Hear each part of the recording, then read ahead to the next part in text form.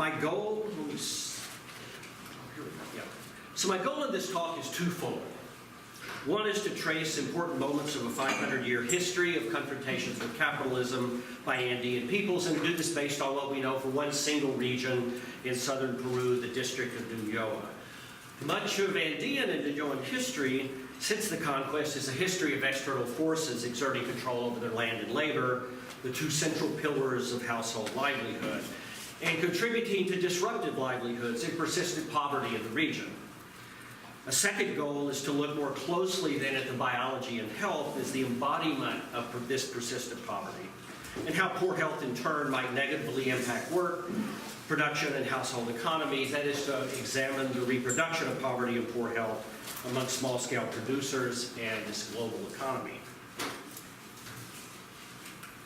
So I framed the talk broadly within a critical biocultural perspective, something I've been working on for a number of years, one that was developed in attempts to bridge human ecology and adaptability approaches within biocultural anthropology with perspectives from anthropological political economy.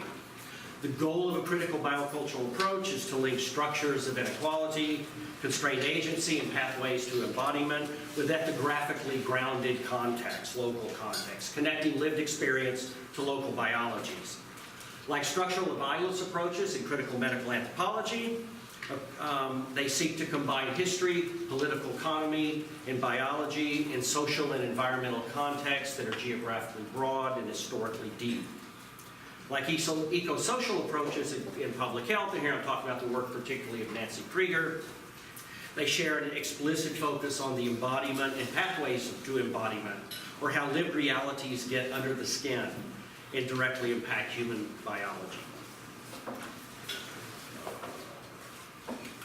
Now, the focus of this analysis is in the district of Ñuñoa in the southern Peruvian Andes. Ñuñoa's, right here, it's sort of adheres Lake Titicaca, just to kind of give you a little bit of reference. It's both unique for its long history of settlement and over 50 years of anthropological research since the 1960s in the area, on and off anyway. It's a region with a deep history that experienced relative prosperity in the Inca period, suffered the devastation of conquest and colonization, was the site of large wool export-oriented haciendas, a failed agrarian reform, and more recently a civil war between the forces of Sendero Luminoso and the Peruvian state. And these are some of the moments in time I'm going to kind of be talking about during in this talk. In this very global history imposed a legacy of structural violence that resulted in some of the worst health conditions in Peru and among the worst in Latin America in the global south. As countless scholars from Steve Stern to Bill Roseberry to Aníbal Quijano have argued, the Americas have been engulfed within a global capitalist or emerging capitalist economy since the time of the conquest in the 16th century. And the current realities of Andean people are shaped in part by this long history. Quijano perhaps states it most forcefully. For Quijano, the conquest of the Americas, the extraction and circulation of silver that allowed Europe to more greatly control what were then major circuits of trade within Europe and Asia, was foundational to modern capitalism. And the classification of the conquered as inferior races as part of the rationalization of conquest has persisted. It serves as a living legacy of coloniality in these contemporary societies. So thus much of what ethnographers and historians have discussed as a continuity of pre-conquest Andean cultural forms were in these eyes rewritten to an extent by their being subsumed under the logics of capitalist resource extraction. At the same time, it's clear that there's substantial variation that exists throughout the Andes and how communities and households articulate with the global economy. And that's why I think it's useful to study these processes in one particular locale. Livelihoods revolved around access to and control of land and labor as the key means of production, and the particular ways that Andean peoples have articulated more directly into capitalist economies.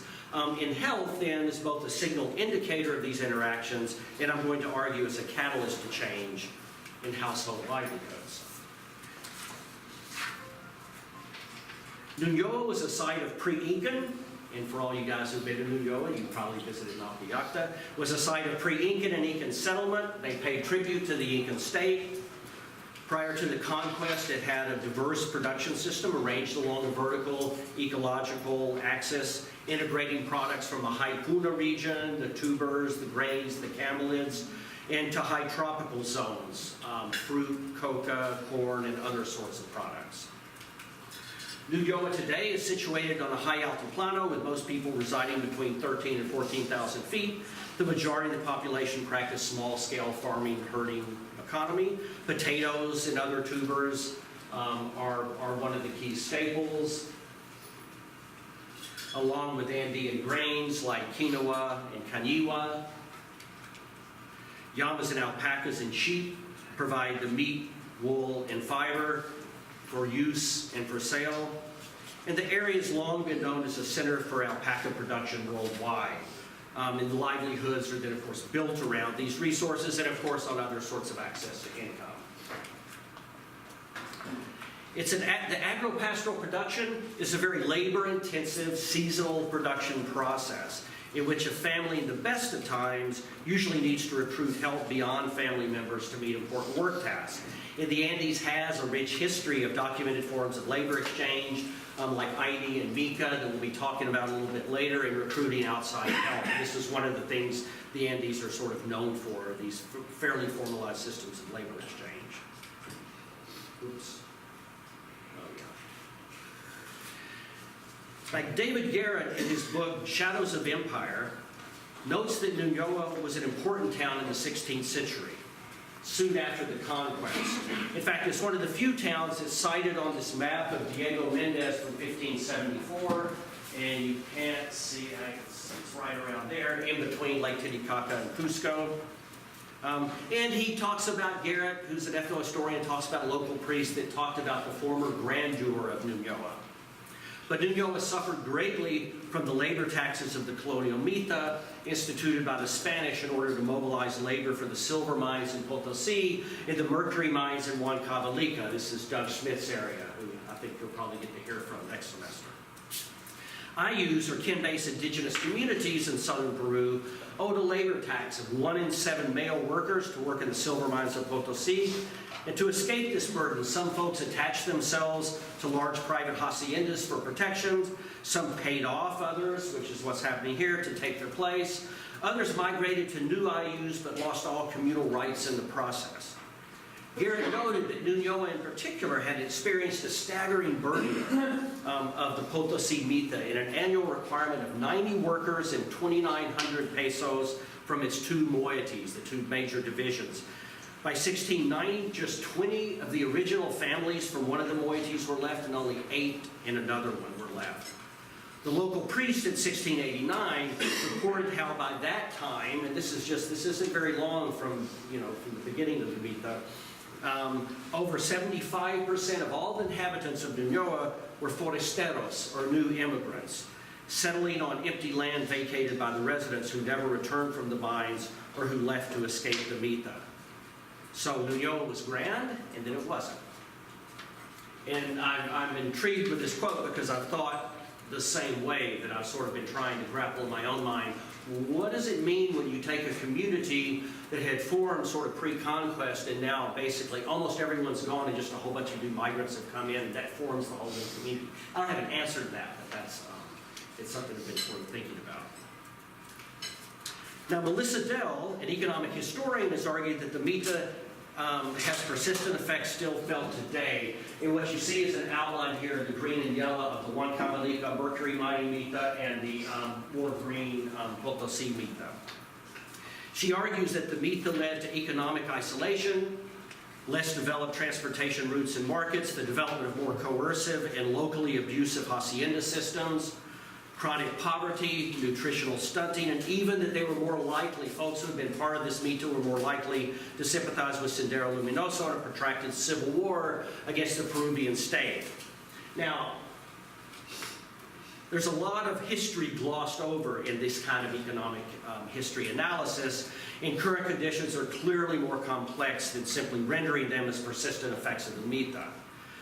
The regions tied to Mita taxation in the past, though, do have many of the characteristics she cites. They did experience the coercive development of wool export haciendas. They're chronically poor, they have high rates of severe stunting, and evidence of chronic undernutrition, and many were targeted by recruits by Sendero, and a number of them participated with them. Certainly all these apply to Ulloa, but also to many other areas in the way. So I find her analysis sort of intriguing, but not fully convincing. It was in the later stages of this hacienda domination that anthropologists, excuse me. I had my phone on in order to check the time. Okay. It was in these later stages of the hacienda domination that anthropologists first entered the region to study the human biology of high-altitude environment. And although the larger goal was to identify biological adaptations to hypobaric hypoxia or low oxygen pressure, along the way, some of the work did document diet and growth of the population. For example, studies of child growth found that levels of stunting, which is recognized as an indicator of chronic undernutrition, was about 67% in this region. So, a little slide on stunting. Stunting is defined here as low height for age, more than 2 standard deviations below the median for a WHO standard for child growth, which is presumably going to be a reasonably healthy population. In a normal distribution of height, only about 2 to 3% of children are 2 standard deviations below the kind of median, and less than 1%, way less than 1% are going to be 3 standard deviations below the median. So when you have a population with 67% of the population stunted and 30% sort of severely stunted as 3 standard deviations below the median, it's likely indicative of chronic undernutrition or persistent infections and kind of more broadly of persistent poverty. In the late 1960s, a new Agrarian Reform law was passed with the goal to redistribute much of the land controlled by haciendas back into the indigenous population, primarily in the form of agricultural and herding cooperatives. The law was implemented in Ulloa in the early 1970s, and thus about a decade old when the second wave of anthropological research came to the district. Ulloa in the 1980s, which this slide is showing, was typical of much of the Andes that showed evidence of centuries of structural violence experienced at the hands of outsiders. I mean, for example, 60% of the population lived in extreme poverty. There was very poor transportation networks or other infrastructural development. There was no electricity, limited potable water, no sewage. Illiteracy was like 5 to 9 times higher than Lima. Chronic undernutrition in terms of stunting was at least at 60% and about 20% extremely stunted. The infant mortality rate in this area was 129 per thousand in the years between 1980 and 1984. And the overall mortality rate of 17.4 per thousand was the highest in Peru and among the highest in all of Latin America at that time. There was a very poorly developed set of health systems, and there was about 1 physician for every 10,000 population.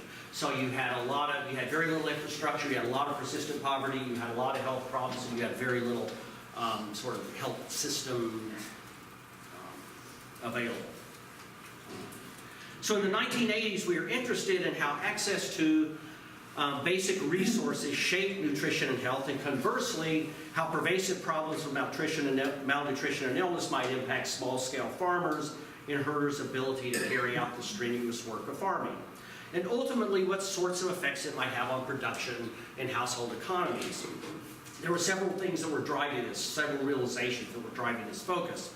It had become clear to us that factors driving human biology and health in the Andes were more about persistent poverty than about hypobaric hypoxia. It's not that they both don't have effects, but poverty seemed to be the driving force.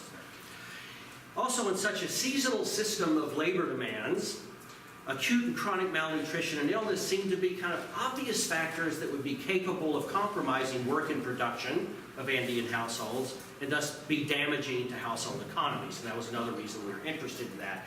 And it was interesting to us that as important as health was, and health is to the Andes and to Andean peoples then and today, there was almost no work on health in the area. And certainly nothing on the reproduction of poverty and poor health is kind of a core feature of ongoing structural violence. As we begin to work There were two major political and economic shifts that had happened in this place since the time of the haciendas that established important context for how we were going to look at household economies and health in the region. An agrarian reform was implemented in the early 1970s with expropriated land from large estates Rather than giving it to communities, they built even larger concentrations of land into state-owned cooperatives. At the time of the reform in Nuñoa, about 2% of the population, wealthy landowners, owned over 60% of the land. But during the reform, only 3% of all the land in the whole department of Puno, which is a large department in the south of Peru, turned land over to indigenous communities. And all the rest of it, well over 90%, went to cooperatives. In the district of Nuñoa, three cooperatives, the three largest cooperatives, controlled 60% of all the land, all the decent land in the area, but only allowed or provided participation in the cooperatives to about 25% of the population. So effectively, while ending abuses of the hacienda system, it rendered many indigenous families landless or semi-landless, and many moved to the local town, living on unskilled labor and temporary wage work. In fact, the town population doubled during this period. So there was a big influence from rural areas into the kind of semi-urban town. So this reform produced some clear winners and losers. Members of the cooperative, we'll talk a little bit about in a second, did pretty well. Members of the few autonomous indigenous communities, those who had long hoped for a reform, did not receive any benefits and in many ways were worse off. There was even reduced access to basic resources, like ichu grass, the grass that you would cut from the fields to thatch your roofs, or even dung for fuel and fertilizer. There were some communities, I'll mention in a minute, that even talked about dung rustling, or figuring ways to sneak on and steal dung from other areas, just so you'd have the fuel that you needed to get by. The newly landless and near landless, living on temporary unpredictable wage work, and the town were probably the worst off for all. So the winners were the cooperatives, the losers were kind of everyone else. At the same time, there had been a growth in markets and increased demands for cash to purchase goods formerly produced in the household in this area, and this produced its own set of disruptions. Few families in the district grew enough food or had enough animals to be self-sufficient, and all relied on a combination of wage work, artisanry, and other cash-generating activities, in addition to farming and herding.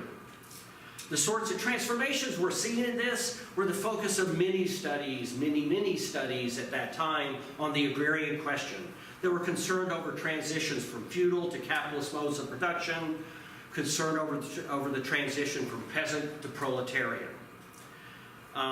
Scholars such as Alain de Jambry and others often talk of the sort of semi-proletarians, combining wage labor with subsistence production. In many in Nuñoa and the folks we work with, that was one way to sort of talk about them.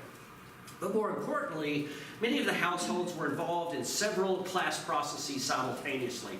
And what we found was that it wasn't much use to think of what mode of production are you participating in, but what sort of class process are you participating in. And being involved in multiple class processes at the same time often led to conflicts over the allocation of labor in wage work versus farming tasks, such as when a short-term job came up when it was time to plant or harvest, and this seemed to happen a lot. Made me wonder whether the people providing those jobs were doing it on purpose. And this could lead to delays in both planting and harvest. When someone was absent during an emergency, so someone's migrated out of the area to work for cash, and you have heavy rains and the field's flooded, there's no one to ditch the field, and your potatoes could rot.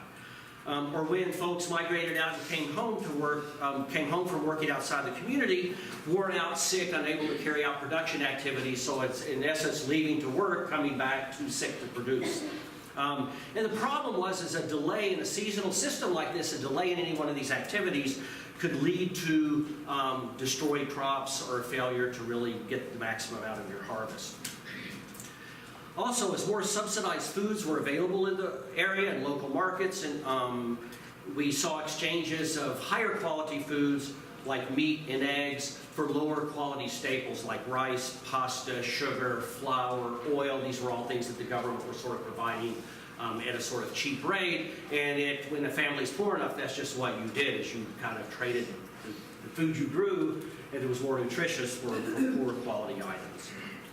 This area was one of the major meat producers in the region, And when we did dietary surveys, there was literally almost no meat in the diet at all, maybe once a week. And then finally, as labor became a commodity, informal and reciprocal exchanges diminished. In the town where markets for goods and labor were more prevalent, especially this happened, and you even saw parents and children pay one another for work. And this is something that Andean ethnographers would have said was virtually impossible. So within these contexts of agrarian reform and intensified capitalist relations, we then looked at the interactions of poverty, health, and work and production during 3 seasons and 3 different communities that differed in their sort of effects of agrarian reform and involvement in the rural capitalist economy. First, we worked in one of the cooperatives where folks did better. These were the beneficiaries of reform. The cooperative was formed by 3 haciendas coming together, but employed only about 20 families. They received a wage for herding cooperative animals and were able to herd some of their own animals, their huachos, and had some fields for planting, during the planting season.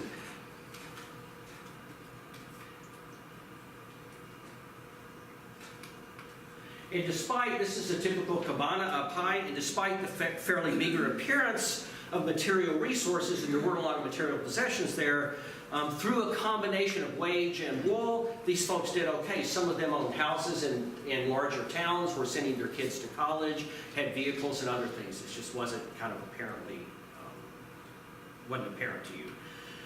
We also worked in a small community, or IU, and I use both these terms because they were really officially called Comunidades Campesinos, but they also, other people would talk about them as an IU, and they had been an IU before, and so I'll use both names a little bit interchangeably. And in the 1960s, this was one of the better off areas of the region, according to the folks who were the anthropologists who were working there. It was now surrounded by 3 co-ops, had lost informal arrangements they had with haciendas through which they had gained access to more land for herding. So you put your animals on the hacienda land. And also through the hacienda land of collecting, say, the ichu grass again and the dung. And these were the guys that talked to me about dung rustling, of getting black clothes on at night, taking sacks and doing it during a dead moon when there's no moon, and sneaking into the cooperative and sneaking into the corrals and gathering dung and hauling it back to your community. They raise more sheep and fewer alpacas, which is less income. You get less money out of that, but that's because you can just raise more alpacas than sheep on a very limited amount of pasture land. And then we also were, and then this is also one of the areas, they were a low enough area where they're one of the few households that could raise eggs, but basically they ate none of the eggs. The eggs got brought into town to be traded for cash or for other products, so they could buy flour, sugar, noodles, rice, whatever it was, to fill up the family, basically. So we also worked in the small town, this semi-urban center of Benyoa that had experienced influx of landless or near landless workers. And it had a much greater mix of farming and kind of wage work. Those without a regular job and relying on temporary wage work, as I said before, among the worst off in the district. But the households we worked with there a lot were folks who basically tried to maintain farming, but did it mostly through rents, right? So they would either rent it through labor or more likely do some wage work, come up with cash, and then pay someone to rent a few fields in order to plant. So these different experiences played out somewhat in predictable ways in the 3 sites that we worked. The infant mortality rate in the district overall was about 128 per thousand. I mentioned before 129 per thousand. It's one of the highest in the rural highlands, but rough estimates from the IU, or Comunidad Campesina, the one that was kind of really screwed over that we talked about, had rates that suggested as high as 200 per thousand. So 20% of the children died within their first year of life. Child growth was worse. There's more stunting in this poor IU in the community, where you're looking at a combined effects of both stunting and kind of severe stunting of over 73% of the kids. So this is much worse than even the general numbers that were produced during the hacienda period. And the better off group was in the cooperative.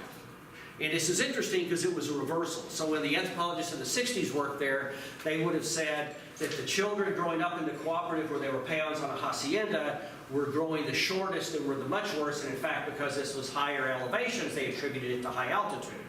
and the children growing in this lower zone that was the community or IU were growing better. They attributed it to low altitude, but basically as we saw economic position shift in those years between the 60s and 80s, you see that really the change is more about economics than it is about altitude. Finally, we looked at how levels of illness might impact agricultural production and found that when combining household, I skipped something. So illness was examined both in terms of sort of reported symptoms and in terms of lost days of work, which we have up here. For any given 2-week period, on average, anywhere, somewhere in the neighborhood of 60 or more households reported one adult's work that was lost in a given 2-week period, and they lost anywhere between sort of 3 and 7 work days. And when we sort of annualize that over the year, our estimates would be that members of this poor IU or community would have lost the equivalent of almost 76 adult labor days per year. So you're talking about over 2 months, 2.5 months of work lost. But everyone lost a fair amount of work lost due to various sorts of reasons of illness. It wasn't one thing in particular, it was a number of things. So obviously it's enough work lost to have an impact on work and production. And so we also looked at how levels of illness might impact agricultural production, and found that when we combined all the households across the district, there was a 48% reduction in the fields planted, and about a 57% reduction in potato fields planted, and about 34% more work time, and 23% reduced yields, all associated with folks from this sort of acute mild to moderate category to acute severe and chronic moderate category. This needs to be unpacked a little bit, because the specific ways that illness impacted work, production, and household economies varied by the severity and timing of illness and access to land and labor among the rural producers. So first, the timing of illness episode was important. Acute illness had a greater impact if it coincided with a critical task, right? And even so, individuals and families could often sort of work through an acute illness to the extent possible. Chronic problems were more guaranteed to impact work, as were very severe acute illnesses. And that's why in this table, it's really the acute severe episodes that you can't work around and chronic problems that were most associated with production loss. Second, impacts depended to a large degree on whether you could get outside help in times of illness. The Andes have long been known for its elaborate system of reciprocity and exchange, reciprocity between people in the land, between people in the spirits in the land, but especially in terms of systems of labor exchange. These relationships have been described as the pump at the heart of Altiplano life and have helped Indian residents cope for a number of centuries. So we had expectations that in times of illness, and thus compromised labor power, that reciprocal labor exchange might be mobilized. 2 common forms of labor exchange we show up here that were frequently described in the Andes and in Ulloa are Aini and Minca. Aini being reciprocal labor, Minca being referring both to a sort of communal work party in which alcohol and food is provided but no payment. But it was more used in Ulloa to talk about hiring or obtaining someone's labor in exchange for some product like potatoes, a portion of the harvest, or for cash. So they really talked about hiring people for cash, but they would talk about employing Minca, but sometimes that Minca was for cash and sometimes that Minca was for potatoes, for example. We asked people what they did in times of illness to get the labor they need if they were sick. And overwhelmingly, the response was, well, you turn to family and you turn to your Aini partners. And this was very much the ideology of how you coped, right? But when we compared this to what tended to happen in households in illness, we saw that Aini provided relatively little assistance, and then only in rural households. And it seemed that sort of 3 things were going on. One, there was less Aini than Minca to start with. As had been reported in a number of settings, the monetization of labor and goods had altered relations of work and the logics of production. Families in the town spoke of children asking parents to help, to give them cash for their help. Many people said, I need cash, not labor in exchange.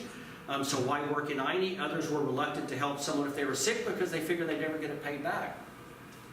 Still others, kind of poorer and more vulnerable households, were reluctant to ask for help in times of illness, because times of illness were also times of heightened vulnerability.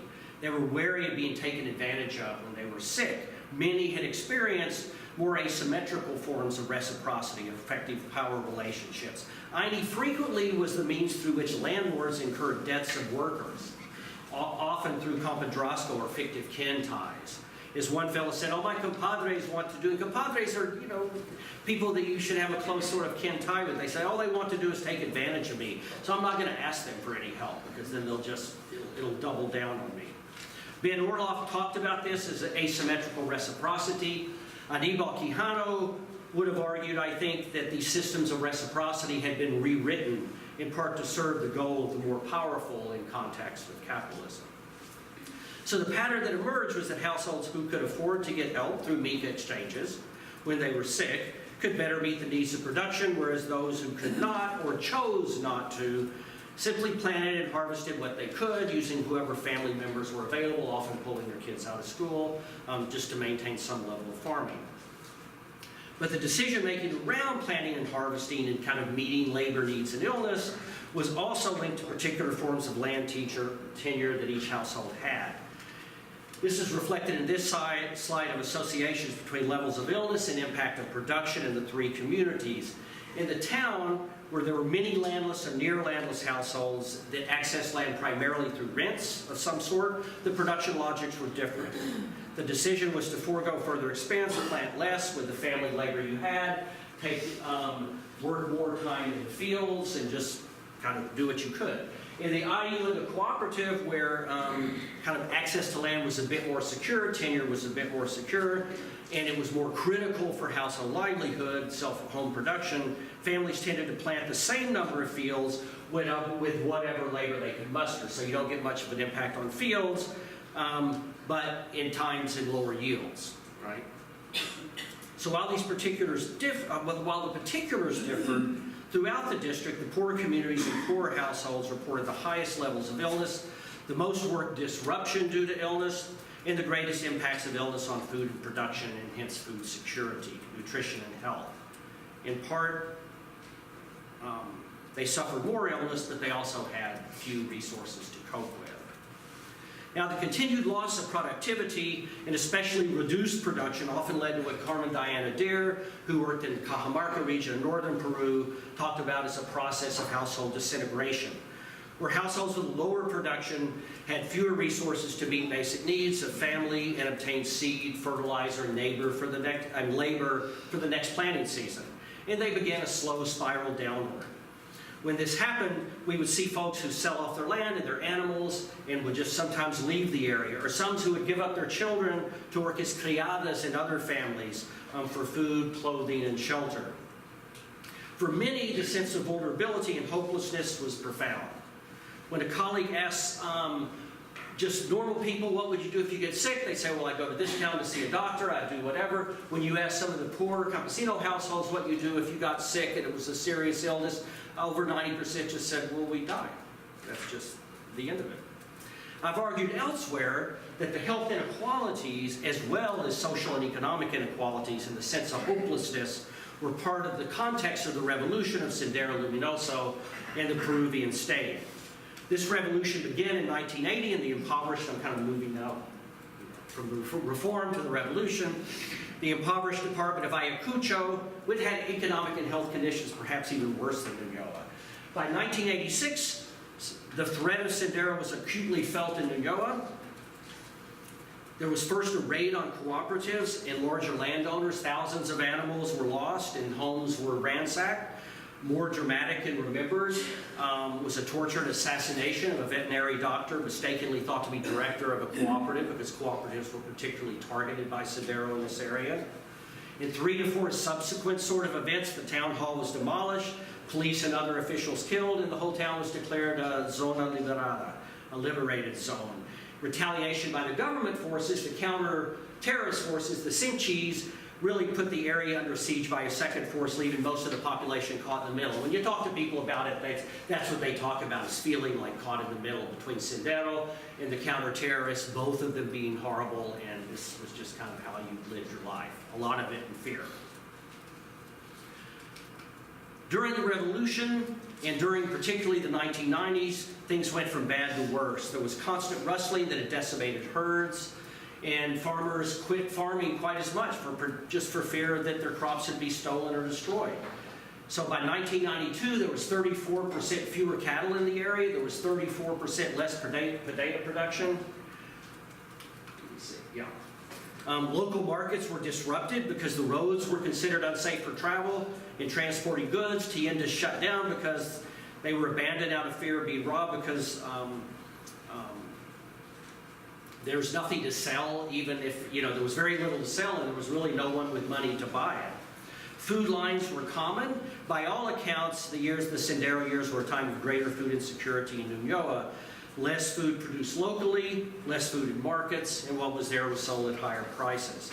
There was an anthropometric survey by Pawson in the 1990s that reflected this fact, that levels of chronic undernutrition or stunting remained relatively unchanged from the 60s through the 80s and up to the 90s, where other areas in the highlands had experienced almost a 20% reduction in chronic malnutrition. So he reported a level of stunting of about 59% overall and about 17% severely stunted, and that's this last bar here in 1999. So while you see there's a little less stunting, a little less severe stunting, it's basically very similar to what we saw in the 1960s and the 1980s. So to recap, starting with the conquest and colonization, families in Ñuñoa had been engulfed in global systems of capitalism, external forces extracting land and labor and disrupting livelihoods and health. And you see this through the Mita, through the Hacienda period, through a failed Agrarian Reform, and culminating in civil war.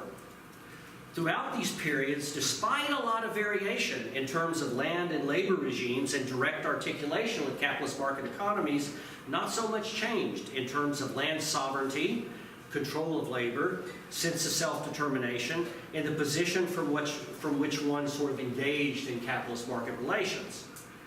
The members of the cooperative were better off, but they still were very much under control of the local manager and were well aware of the profits that the cooperative was making. The members of the IU had land rights, but were literally surrounded on all sides by cooperatives and had no hope of expanding land holdings to achieve a more livable level of subsistence. And in the town, the many landless and near landless were almost totally reliant on the vagaries of irregular and temporary wage work, and then renting lands for production when they were able to.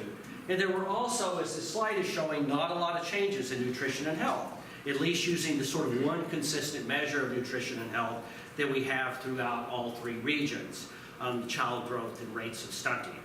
And I'll plug quickly, and I'll plug it later, that Morgan and Hoke has a paper, Morgan and I have a paper that's going to come out very soon that basically is documenting this sort of transition of growth and this in Ñuñoa over the period of time from Hacienda period to modern times. So look for that one. So I turn now, to sort of a final moment, one with somewhat greater optimism, right? Due in part to changes in land sovereignty and in part to the possibilities of engaging in the global economy from a different position. First and foremost, beginning in the late 1980s, land was reallocated from cooperatives to indigenous communities, a process called Rimanaqui that Alan Garcia started and others carried on. It was in part a response to the Shining Path and efforts by a variety of peasant organizations who had been doing land invasions. The cooperatives were targeted during the war, and at least in Ñuñoa, all but one was abandoned and or invaded by the mid-90s. And by the mid-90s, there were over 13 new comunidades campesinos that arose on cooperative land. And that's from what was formerly 3 during the 80s is now sort of 13. So what members of these new communities said, with this kind of newly gained access to land, was that conditions haven't improved drastically, poverty and hunger are prevalent, but now we have means of survival, and before we had nothing. Secondly, there's been changes in the political power structure. Many former ex-hacendado families and sort of FOHs, friends of hacendados, and their friends who had held on to political power were gone, and new leaders emerged. The leaders were middle class, but they were largely indigenous. One individual, formerly landless, but now part of a newly formed campesino community, just said, well, at least now we're treated with a little bit of respect, not like animals as before. So you could tell that there's a certain sensibilities that were shifting. Third, the Peruvian economy showed marked improvement with an annual rate of growth reaching 9% in the mid-2000s, much due to revenue from mining. There was also a policy of decentralization of revenue streams that made more money available locally. So living conditions had improved, there's more electricity, potable water, literacy rates were up somewhat, certainly compared to the 80s. Vaccination rates had increased over the last 30 years as well, really more in the last 10 or 15 years. And they have new conditional cash transfer programs that are targeting the poorest families as an effort to address extremes of poverty in what's still a very poor region. But these new resources have also spurred new forms of economic rural development. One of the most important is the expansion of the dairy industry for milk and especially cheese production in lower elevations in the district, more suitable to alfalfa production for cattle. And these are communities that are residing around 3,800 meters. The development of this dairy industry began in 1999 by building up cattle herds through NGO donations and artificial insemination, and by promoting alfalfa production. From the late 1990s on, there's more ground coverage in alpaca than there are potatoes and grains in the district. This is small-scale dairy production. Individual households have a handful of cows, 5 to 10, how many ever, and milk their cows each day, leave the milk out to be collected by one of several groups of collectors, and pick it up to take it to small cheese manufacturing plants. And in these plants, they're making a variety of Andean cheeses, mozzarellas, and then especially and increasingly what they call queso pisada, which I never heard of until I suddenly realized they're saying pizza. In the 1980s, there was one pizza place in all of Cusco, the largest, kind of town in the region. And it was in what was called Gringo Alley. And in the past decade, you can't go into Cusco without running into a pizza place. Even high-end restaurants have pizza on the menu. Pizza is everywhere. And so in a very big way, these rural families are now connecting with global capitalist economies, but in this case with global tourism. And without the control of multiple middlemen or monopolies, like in the fiber trade, which still happens in the kind of wool and fiber trade. Now, some of the cheese is sold directly to buyers, and others come weekly to the Sunday market in Goa to purchase the rest, primarily for sale to either the pizzerias or these markets here, like in Cusco, the San Pedro market. And just for an example, on this day, one buyer, this guy who's bent over here from Cusco I spoke with, bought 16 crates, each one weighing about 40 to 50 kilograms of cheese, and they were going to sell it directly to the Cusco pizzerias, and spent over $2,500 US in buying that. The price that these buyers pay is not much different than what you or I would pay in the tienda. In New Goa or in Cusco or somewhere else. And so this is both sort of working well for the small manufacturing plants, but also working well for the producers themselves. So what might this mean for household economies? So what I've done in this table is just to compare households that were from the exact same region, which is now the cheese growing region, from 1984 and 2012. Now these are the same households that were members of the Poor Comunidad Campesina, or IU, that I'm talking about in 1984. So in the 80s, they were extremely poor. They had high infant mortality rate. They had poor nutritional status. You can see that their land holdings in 2012 have increased dramatically. The herd size has also increased dramatically, particularly in terms of cattle. On average, they report milking about 5 cows at any one time and producing in the neighborhood of about 20 liters a day. And they report a conservative estimate of maybe $6 a day on milk sales. Okay? It's not a lot, but it's every day. They report monthly food expenditures of a little over $100 per household, or about $20 a person. So this implies somewhat larger, not hugely large, but somewhat larger, but certainly more predictable incomes than in the past. And clearly an improvement over the 1980s, where large portions of this community earned $1 a day for their labor. So now they're daily food expenditures totaling what was a day's wage in the 1980s. So do these apparent increases in land and income translate into benefits for nutritional status? And this table here shows rates of stunting or low height for age in a sample of children from this area in 1984 compared with 2015.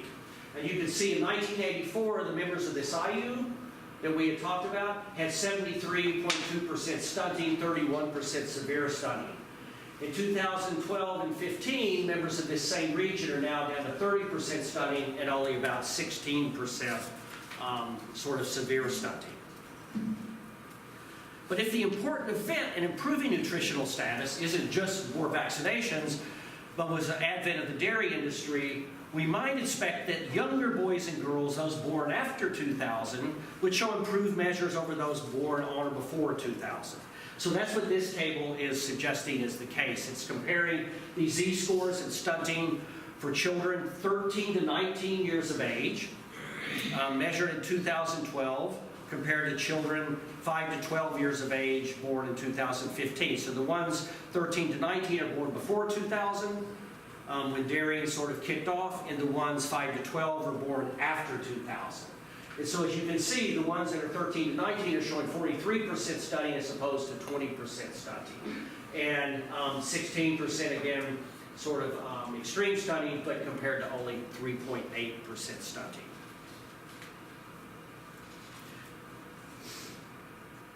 So why is this the case?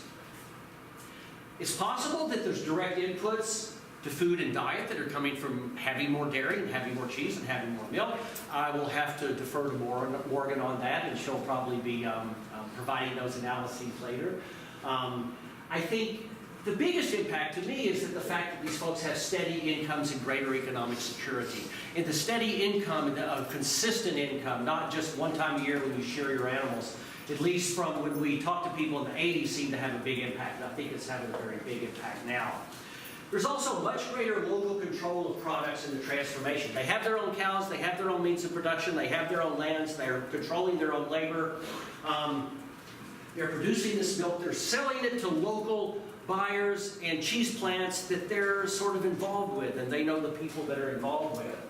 There's less middleman control, there's better and more stable prices. And this is very different than, I think, in the wool economy.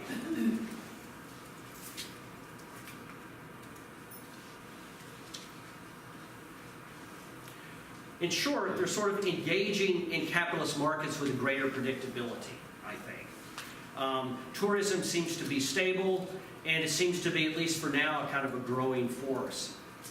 So I showed this final slide to recap. What we see is sort of a relative stability in growth as a measure of community health and well-being from haciendas through the revolution, and some clear changes for the better in recent decades. Again, this is some of the work that you'll be seeing when you see Morgan's paper come out. So my goals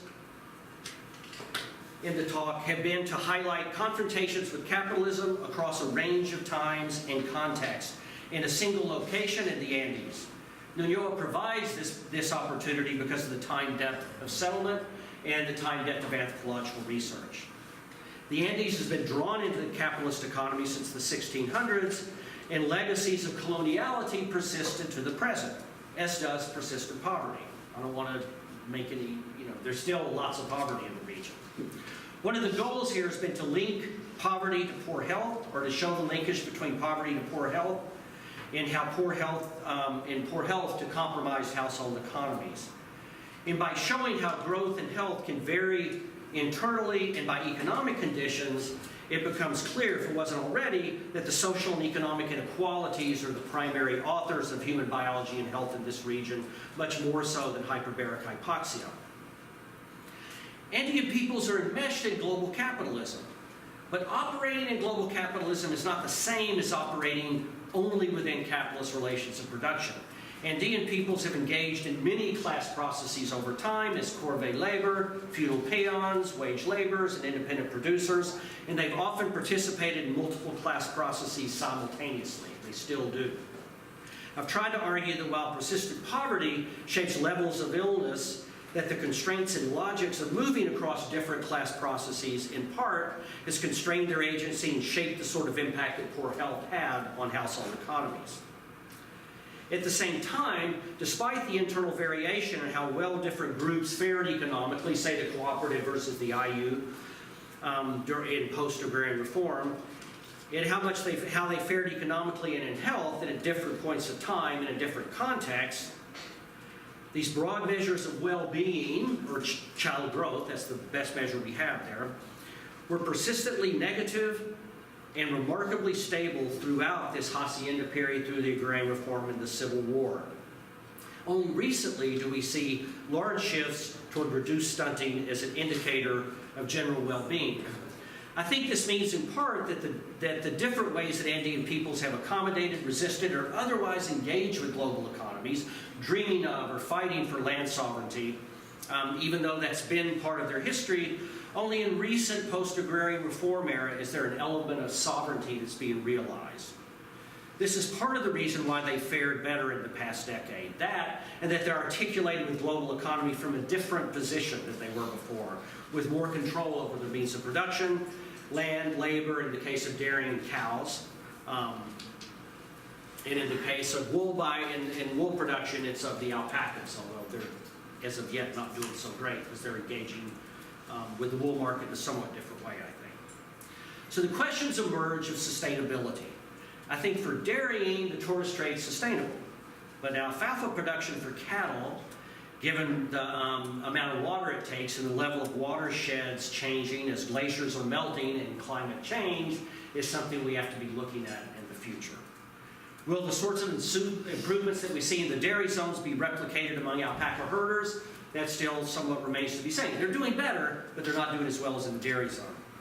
Perhaps more importantly, there's a current thrust of partialization and privatization of land holdings in the area, framed within the logics of privatization, entrepreneurship, and even sort of protecting the commons. This could lead to new concentrations of land holdings in the hands of a few. And this, I think, could partly undo a lot of the advances that people have had. All this remains to be seen. I'll kind of count on Morgan to write that new chapter. So anyway, thank you.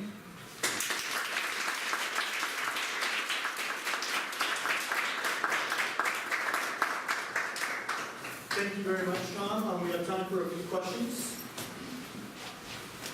Yeah. Thank you, President Leatherman. I really appreciated how you set this up in sort of the long-term trajectory in the history of Peru.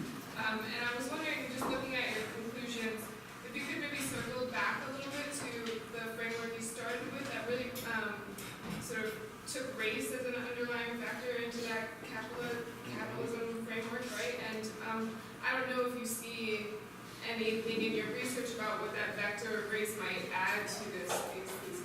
No, that's a great question.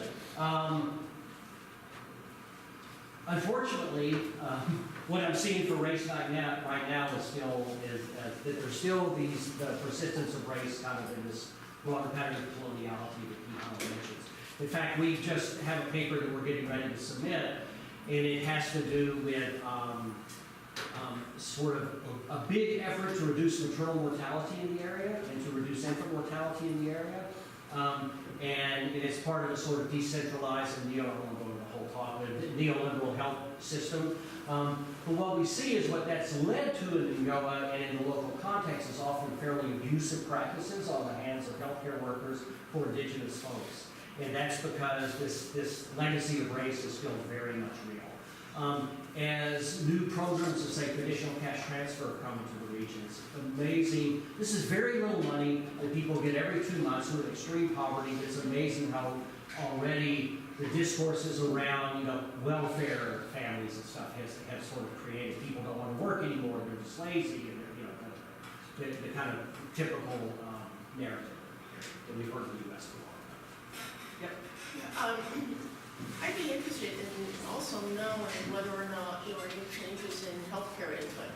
I mean, I see a correlation between economic activity and exposure to capitalism in the outside world, but I don't see any notation of is there greater access to healthcare?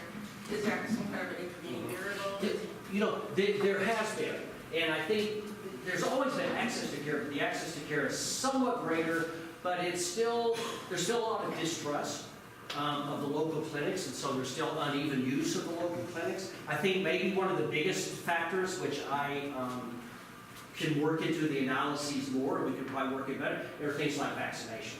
They were very uneven kind of in the past. They're a little bit more regularized now, and that's probably having a big impact as well. And so, you know, I'm making an argument about the dairy industry, and the dairy region has done better than the other areas, and the growth is better. But overall, a lot of the improvements in the district, I'm sure, are very much into things like improved vaccination and overall access to health care. And I'll also, since Morgan's been working there more recently, if you hear anything you want to crop in on, please do. Yeah. On the subject of trust and related to this question of healthcare, Yeah. what about Fujimori era practice of sterilization? Is that part of it? Is that something that you've seen? Could you explain briefly what that means? Just so. Yeah, right. Shortly. Yeah. I have a student working on that right now. In terms of race, that was very much part of the motivating, you know, that was part of the reason why what was called the Family and Health Plan or whatever that Fujimori proposed in the mid-1990s, that he actually went to the women's conference in Beijing and said, we're going to empower women to control their lives, and we're going to provide them with access to contraception and everything else. And then it turns out that this became simply, there was only one form of contraception, that was sterilization. And it's because ultimately, I think part of the argument is the folks in the government has always seen indigenous populations as folks that need to be controlled and whose reproduction needed to be controlled. And that, therefore, the form that sort of empowerment took was basically again, sort of, you know, what they called empowerment, was controlling the reproduction of these folks, particularly rural, particularly poor, especially indigenous women, through sterilization. Over 200,000 women were sterilized during this period. Was it involuntary? I mean, I know. It was a combination. It was right, a combination. It was kind of like when people went to labor, they're like, we don't want this to happen again. So they were sterilized. In this case, it was recruitment. Okay. And so I would love to talk more about this because I have a student who's working on it now. It's very interesting. Some of it was totally involuntary by force. A lot of it, as people would say, was sort of by, you know, you're convinced. Nobody's ever had real control over their bodies anyway. So when people come in and say, you have to do this, you have to do this, you don't want to be poor, this is for your family, or what, and it will have no effect on you whatsoever. You'll be up working the next day. And that was the kind of mantra, even though this student of mine now knows that within the documents of the health centers, they knew very well that people were complaining of the way it sapped their strength, that it changed their biology and everything else, and so on. So not all by force, not all by trickery, but a certain amount of it. But it was another, now I've kind of lost track of your question, Doug, but it was another legacy of race in the area, not in New York that I know about. Morgan would know, but I've never heard anyone talking about that being a particular thing that happened in New York. I think to a certain degree, if we look at the modern way that they're doing maternal health care and reproductive care, it's obviously a lot better than sterilization, but it has some of the same logics, I think, and some of those logics that are part of the racial element of kind of coloniality that began way back when. If that makes sense. Okay. Yep. So a little bit different question, but you had mentioned the idea of the feudal regime, which, of course, in the era when you and I were trained, it was a way of viewing what was actually going on in the Andes. And I'm wondering if there isn't a story that can be told from that point of view. That is to say, the kind of feudal relations that were present in the early colonial period, you don't really see there the penetration of what you see today, these kind of capitalist reorganization at a local level, right? The hacienda system and so forth that was dominant is actually, in some ways, I think it was argued pretty effectively, and I think there's some truth to it, a continuation of the feudal system, articulating on the periphery with the capitalist system, through mercantile exchange and so forth. So I'm wondering what you think about that story, the version of the story that you just told. Is the penetration over time of the capitalist system to the core of what's happening in local communities. Right. What's interesting and what I realized, I'll kind of back up 2 seconds and say, in reading a lot of material, what I realized I don't know, and what I think we kind of misunderstand at some points, is the kind of huge variety of what those feudal processes were. So in a lot of places, they might have been families who were on the land that the landlord controlled, but whose basic job was to try and get something out of the family. You know, rather than having absolute control, it was sort of like, how can I work negotiating with you to get something, get something out of you? In Ñuñoa, there was a lot of flexibility in terms of, like the folks in the idea that I talked about had done better because they could make backhanded arrangements with other people working on the haciendas and get their animals herded with them and get but what I don't have a good sense of is all the full kind of diversity of styles of kind of feudal organization that was going on during that area. And I'd like to do that to kind of get a sense of what some of those transitions looked like a little bit better. What we saw pretty clearly, so there's 2 arguments. One is that even within these feudal relations, that what Quijano and others might argue is that it's all being done within a uber logic of kind of, so that the social relations of production are more feudal, but it's done in an uber logic of capitalism, so that even things like reciprocity came to be supportive of a broader sort of capitalist goal. It may be. And I think variably in different sorts of situations. But as we saw when I went there, watching this transition, it really did seem to be this sort of classic moment of shifting into a kind of capitalist, somewhat more capitalist modes of production, more wage labor.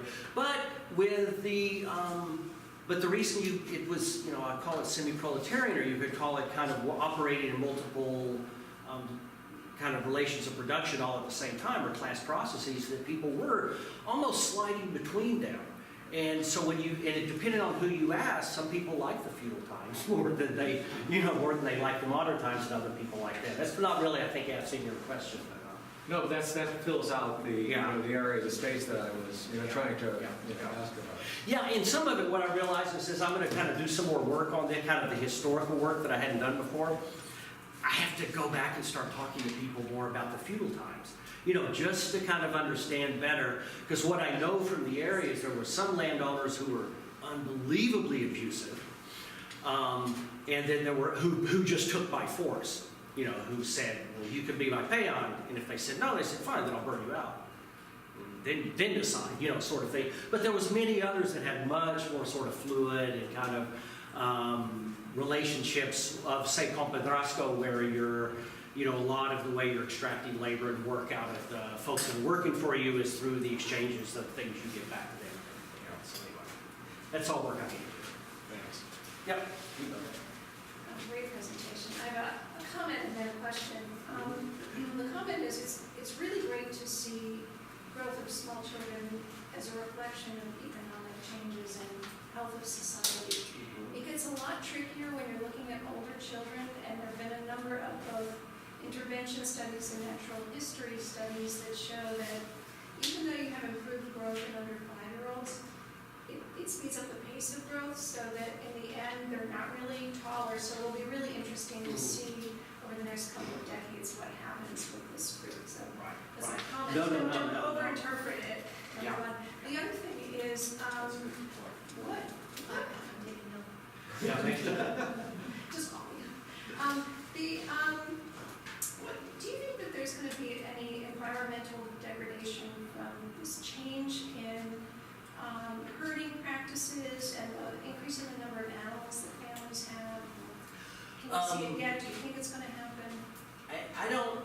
I'm not sure about, for the highland herds, for the alpacas and llamas, although it could happen. But what's very much happening is that kind of climate change in general and the changing watersheds are wreaking havoc on the area. So there's a number of glaciers not too far from Ñuñoa that feed the watershed. And those were shrinking that, I can't remember the numbers, but it was a matter of a few feet every 40, 50 years. And in the last 2 decades, it's been like 4 to 5 feet every few years. and it's radically changed. So you have areas that are incredibly wet and areas that are incredibly dry that were much sort of better managed before. The level of pastures are messed up, everything. The extremes of cold. So each year, like when I worked there in the 80s, it was like, yeah, it's cold. It's in their summertime. But you never heard of these situations where people were losing huge numbers of birds due to cold. And probably, 5 times in the last 6-7 years, you get these reports of hundreds of alpaca dying out in the Altiplano because the temperature drops to below 0. And then with the people having to deal with that, there's no heat. So even now, there's no such thing as heat in the homes, and so temperatures dropping below 0, and people, it's just, anyway, it's all of that's changing a lot. What I don't know, and I still have concern about it, I've talked to a number of people about the alfalfa, because alfalfa takes a lot more water than the local grasses there do. Now, when you ask folks, they go, don't worry, because this is special alfalfa that goes dormant during the dry season and only fluoresces during the wet season. I don't know if that's really the case, and there's some indication in some other areas where they've been doing this for a little bit longer that it starts sapping the water table, it starts compromising, other growth, other plant growth, it starts compromising the alfalfa, and I think we'll just have to wait and see.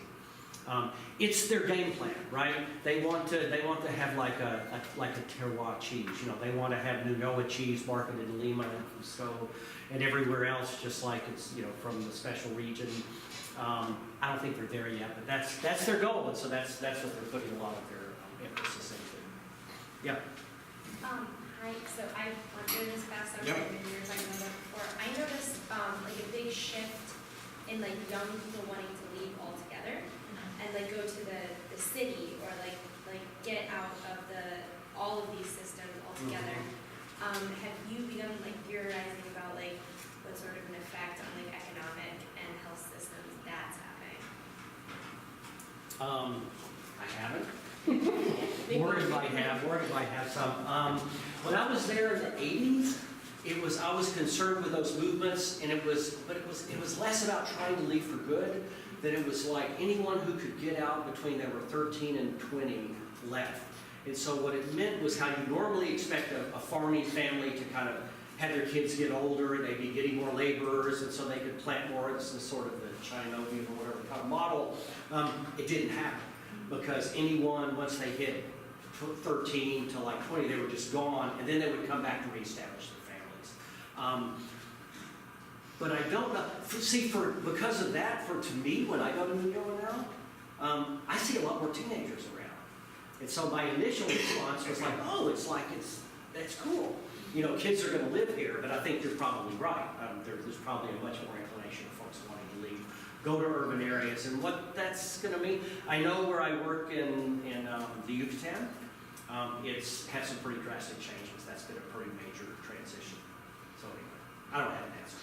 More to run. Right. I'm just going to keep deferring to you. You're going to figure it all out, right? I'm on it. Yeah. Right. Hi, good to see you. I'm building on this a little bit, the things that you've mentioned so far but haven't talked about specifically.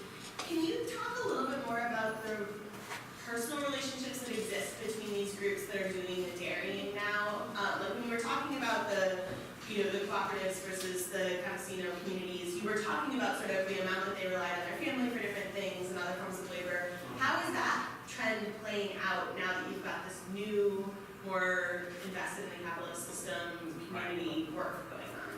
Well, again, because she did her dissertation there more recently, I'll defer to Morgan, but my sense is that for a lot of the, you're an easy out, Morgan. I think to a large degree, we've seen this decline in kind of reciprocity for a while, and I think it's probably not very prevalent right now. And certainly in the dairy area, and in any of the areas there's much privatized. In fact, it's not very prevalent in many of the communities. One of the things that's happening is, even from the time in 2009, when I had gone in and I kind of did a little quick survey of a number of communities, and they talked about about half or a third of these are sort of communally organized, and the other ones are starting to parcelize and kind of, it's not full privatization in terms of a land deed, but it is kind of like privatization. And by now, all of them are privatized. They're all parcelized. None of them are working in very much of a communal sort of sense, which is, has nothing to do with anything the total side, but it's interesting that now the agricultural economists in the town go, well, they're not really communalized campesinos, because they're not communal. And they need to learn how to behave, you know, it's kind of like they need to learn how to behave like the communal, whatever, herders and agriculturalists. But so all that's shifting, and so, you talk to people, and then you talk to younger people, and I think if you said, what about INE? The youngers would go, what? Like, what's that? And so they may participate in it. It's not that it's dead, it's just not that it's like so formally recognized. Yeah, you do. To what degree do you see Nonoa serving as an example for the rest of Peru? Is it somewhat anomalous, or somewhat distinctive from other areas, or is it reflecting the trends you see across the country in these transformations, which were in all the different historical moments were experienced differently in different parts of the country? Right. No, that's a great question. And I would say, I of course sort of answer it in two ways. I mean, one, what's useful about working there is that they have had such a long settlement that they have experienced this sort of full Andean history or full Peruvian history. And so in some ways they can be used a little bit as a model, but the reality is every one of these regions are different. They're both similar and different at the same time. And so I wouldn't over extrapolate from Nuñoa to everywhere else. But when I think of the kind of relationships and the associations with poverty and health or the other things that go on there, and talk to people working elsewhere in the Andes, they usually say, yeah, the same thing where I work. I think the particulars are different, and the kind of specific histories are going to be different, but a lot of the processes, I think, it will be solid.